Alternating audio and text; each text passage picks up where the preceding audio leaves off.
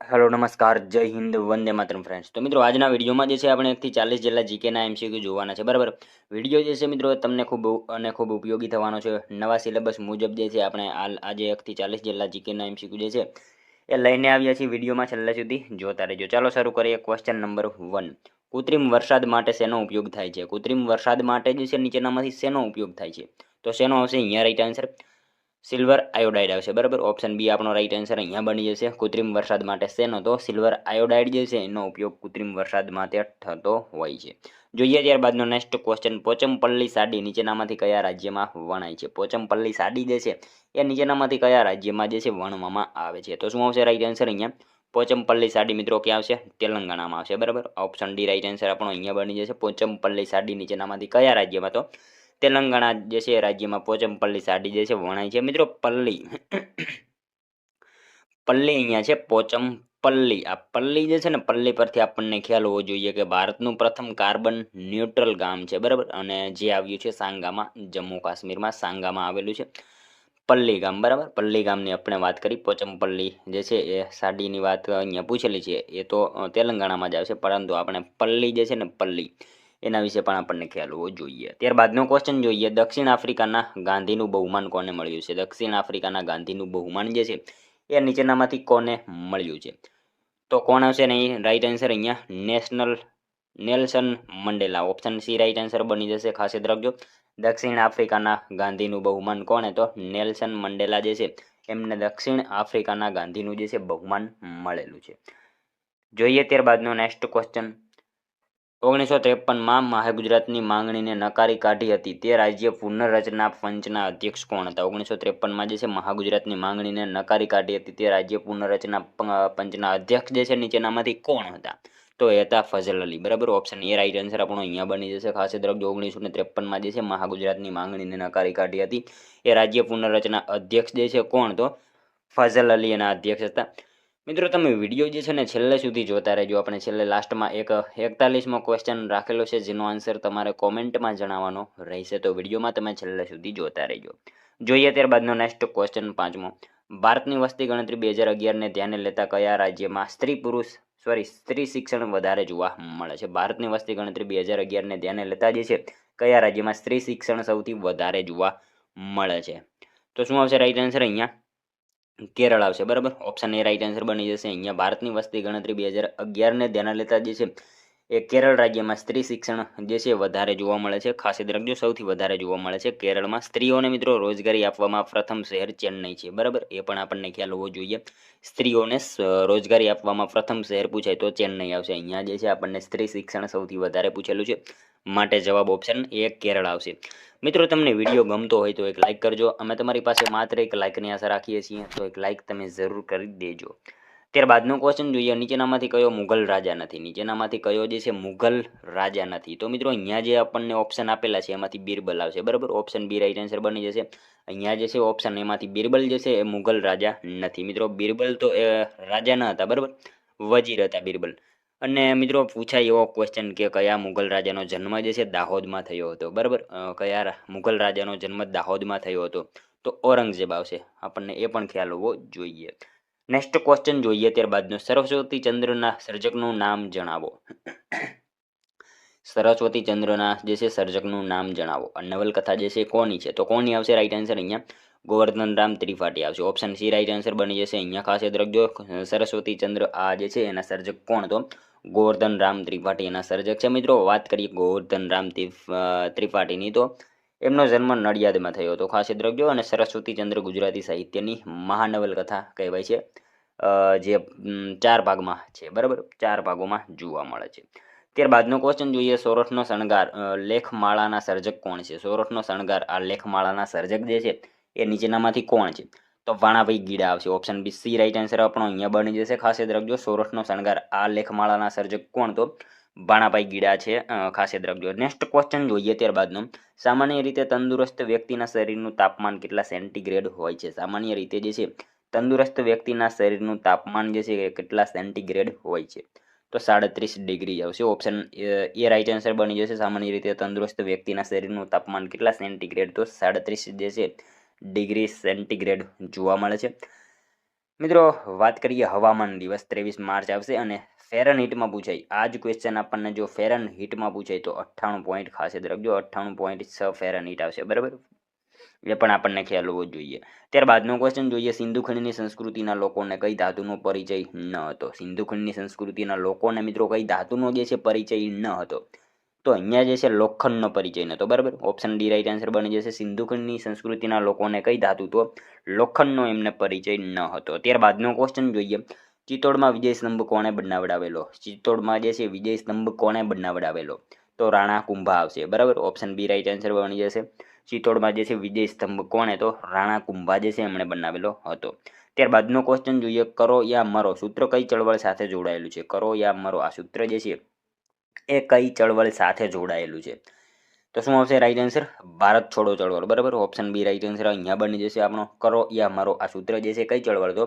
ભારત છોડો ચળવળ જે છે સાથે જ જોડાયેલું જ છે નેક્સ્ટ ક્વેશ્ચન જોઈએ ત્યારબાદનો એટીવીટી કાર્યક્રમનું પૂરું નામ શું છે એટીવીટી આ કાર્યક્રમ છે એનું પૂરું નામ શું છે તો મિત્રો આપણો તાલુકો વાઇબ્રન્ટ તાલુકો બરાબર ઓપ્શન એ રાઈટ આન્સર બની જશે અહીંયા ખાસ યાદ રાખજો એટીવીટી આપણો તાલુકો વાઇબ્રન્ટ તાલુકો એનું પૂરું નામ થશે એની શરૂઆત મિત્રો 2011-12 જે છે એની શરૂઆત થઈ હતી એ પણ ખ્યાલ હોવો જોઈએ આપણને નેક્સ્ટ ક્વેશ્ચન જોઈએ ત્યારબાદનો ભારતના રાજ્યસભાના પ્રથમ અધ્યક્ષ કોણ હતા ભારતના રાજ્યસભાના પ્રથમ અધ્યક્ષ આ નીચેનામાંથી કોણ હતા તો શું આવશે ડોક્ટર સર્વપલ્લી રાધાકૃષ્ણ આવશે બરાબર ઓપ્શન બી રાઈટ આન્સર બની જશે ભારતના રાજ્યસભાના પ્રથમ અધ્યક્ષ કોણ તો ડોક્ટર સર્વપલ્લી રાધાકૃષ્ણન જે છે એ ભારતના રાજ્યસભાના પ્રથમ અધ્યક્ષ હતા મિત્રો એમનો જન્મ જે છે 5મી સપ્ટેમ્બર બરાબર 5મી સપ્ટેમ્બરે એમનો જન્મદિવસ ભારતમાં જે છે આપણે કહીએ છીએ શિક્ષક દિવસ એ પણ આપણને ખ્યાલ હોવો જોઈએ ત્યારબાદનો ક્વેશ્ચન જોઈએ વનસ્પતિ તેલમાંથી વનસ્પતિ ઘી બનાવવા માટે મિત્રો સાવ ઇઝી ક્વેશ્ચન છે અહીંયા શું આવશે હાઇડ્રોજન જે છે એનો ઉપયોગ કરવામાં આવે છે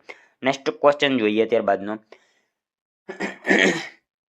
નીચેનામાંથી શેમાં ટાર્ટરિક એસિડ હોય છે નીચેનામાંથી શેમાં જે છે ટાર્ટરિક એસિડ હોય છે તો શું આવશે આમલીમાં આવશે બરાબર ઓપ્શન ડી રાઈટ આન્સર અહીંયા બની જશે આપણો ટાર્ટરિક એસિડ છે એમાં તો આમલીમાં જે છે ટાર્ટરિક એસિડ જોવા મળે છે લીંબુમાં મિત્રો પૂછાય લીંબુમાં સાઇટ્રિક એસિડ આવશે નારંગીમાં પણ સાઇટ્રિક એસિડ હોય છે ઓક્ઝેલિક એસિડ જે છે એ શેમાં આવશે ટામેટામાં આવશે અને ફોર્મિક એસિડ પૂછાય તો કીડીના ડંખમાં આવશે ત્યારબાદનો ક્વેશ્ચન જોઈએ ગુજરાતી સાહિત્ય પરિષદના સ્થાપક કોણ હતા ગુજરાતી સાહિત્ય પરિષદના સ્થાપક નીચેનામાંથી કોણ હતા તો કોણ આવશે રણજીતરામ આવશે ઓપ્શન સી રાઈટ આન્સર બની જશે ખાસ યાદ રાખજો ગુજરાતી સાહિત્ય પરિષદના સ્થાપક કોણ તો રણજીતરામ જે છે ગુજરાતી સાહિત્ય પરિષદના સ્થાપક હતા ત્યારબાદનો ક્વેશ્ચન જોઈએ ભારતીય બંધારણમાં ફેરફાર કરવાની સત્તા કોની છે ભારતીય બંધારણમાં મિત્રો ફેરફાર કરવાની જે સત્તા હોય એ કોની છે તો સંસદની આવશે બરાબર ઓપ્શન એ રાઈટ આન્સર પણ અહીંયા બની જશે ભારતીય બંધારણમાં ફેરફાર કરવાની સત્તા હોય એ કોની તો સંસદની એ હોય છે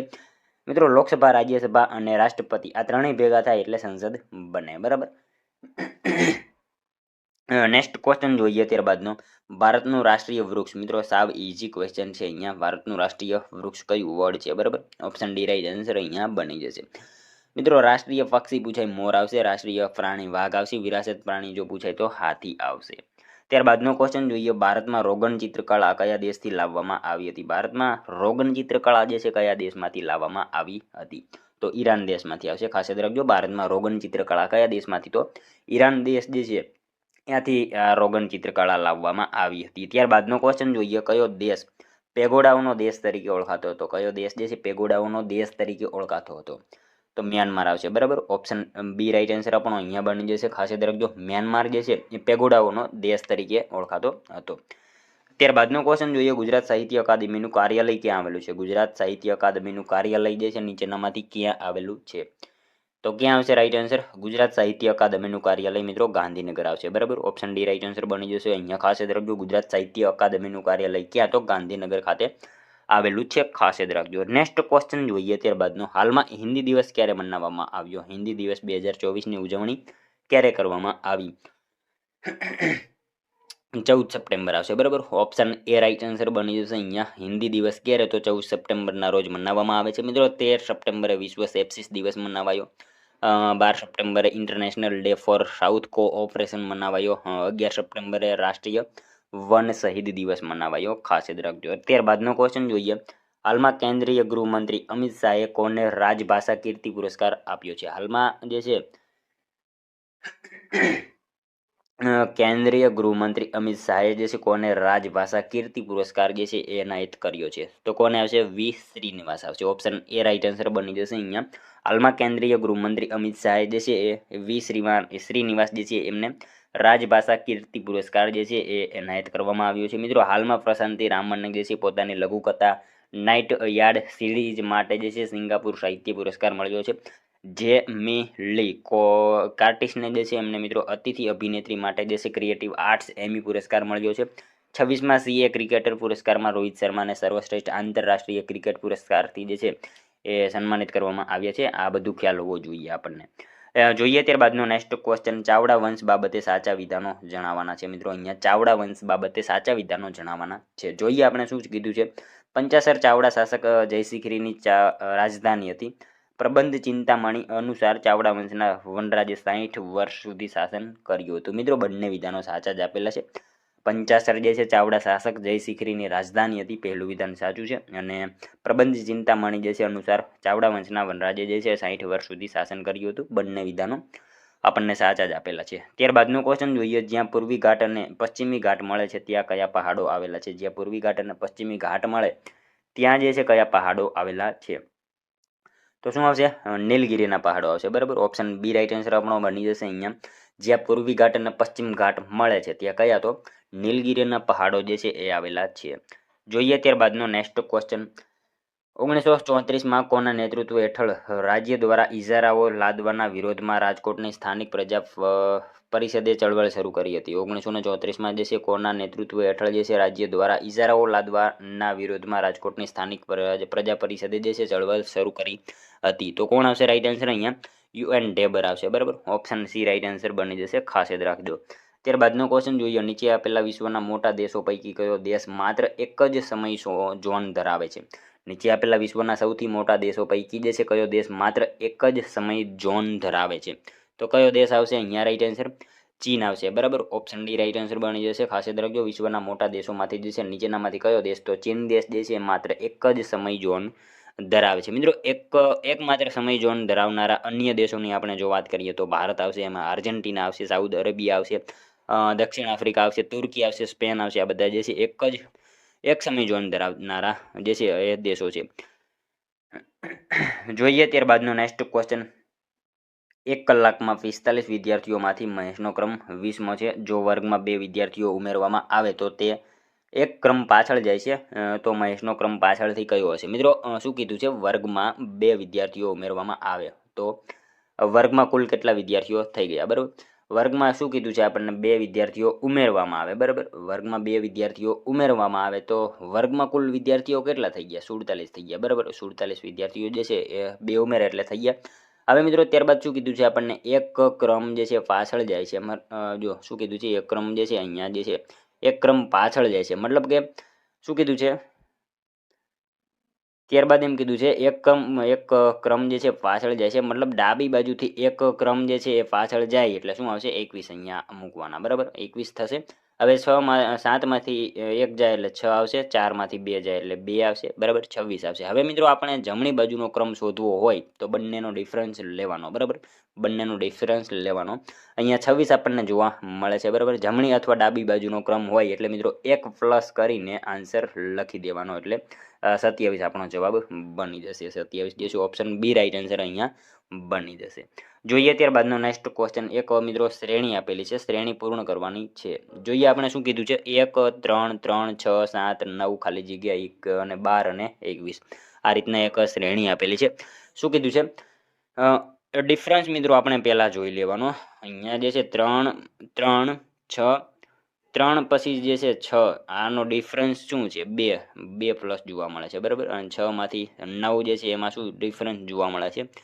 +4 કર્યા છે અહીંયા. બરાબર, સોરી 3માંથી જે છે 7 જે છે જુઓ ડિફરન્સ શું છે? +4 જોવા મળે છે. બરાબર, હવે 7 જે છે 7 આપણે જે છે +6 કરવાના રહેશે. 7 + 6 કરી એટલે શું આવશે? 13 જવાબ આપણો બનશે. જોઈએ ત્યારબાદનો નેક્સ્ટ ક્વેશ્ચન, પ્રખ્યાત પ્રાચીન નગર અંકોટા કઈ નદીના કિનારે આવેલું હતું? પ્રખ્યાત પ્રાચીન નગર અંકોટા જે છે કઈ નદીના કિનારે આવેલું હતું? તો વિશ્વામિત્રી નદીના કિનારે જે છે આવેલું હતું પ્રખ્યાત પ્રાચીન નગર અંકોટા. કઈ નદી? તો વિશ્વામિત્રી નદીના કિનારે આવેલું હતું. વડોદરા જિલ્લાનું એક ગામ છે અંકોટા. ઓકે, વડોદરા જિલ્લાનું એક ગામ છે અંકોટા. મિત્રો ગુજરાતની લિમ્પોપો એટલે વિશ્વામિત્રી નદી, એ પણ આપણને ખ્યાલ હોવો જોઈએ. ત્યારબાદનો ક્વેશ્ચન જોઈએ, ચંદ્રગુપ્ત મૌર્ય સાથે પરણાવેલી ગ્રીક કન્યા હેલેના કોની પુત્રી હતી? મિત્રો ચંદ્રગુપ્ત મૌર્ય સાથે પરણાવેલી ગ્રીક કન્યા હેલેના જે છે કોની પુત્રી હતી? તો સેલ્યુકસ આપણે સૌ જાણીએ છીએ. સેલ્યુકસ જે છે નિકેતર એની પુત્રી હતી ચંદ્રગુપ્ત સાથે જે છે પરણાવેલી ગ્રીક કન્યા હેલેના. ત્યારબાદનો ક્વેશ્ચન જોઈએ, ત્રૈલોક્ય મલ્લનું બિરુદ કયા રાજવીએ અપનાવ્યું હતું? ત્રૈલોક્ય મલ્લનું બિરુદ જે છે કર્ણદેવ સોલંકી. બરાબર, ઓપ્શન એ રાઈટ આન્સર બની જશે. ત્રૈલોક્ય મલ્લનું બિરુદ કોણે? તો કર્ણદેવ સોલંકીએ જે છે અપનાવેલું હતું. ત્યારબાદનો ક્વેશ્ચન જોઈએ, ગૃહની બેઠક દરમિયાન કાર્યસાધક સંખ્યા ન થાય તો ગૃહ મોકૂફ રાખવાની સત્તા જે છે કોને હોય છે?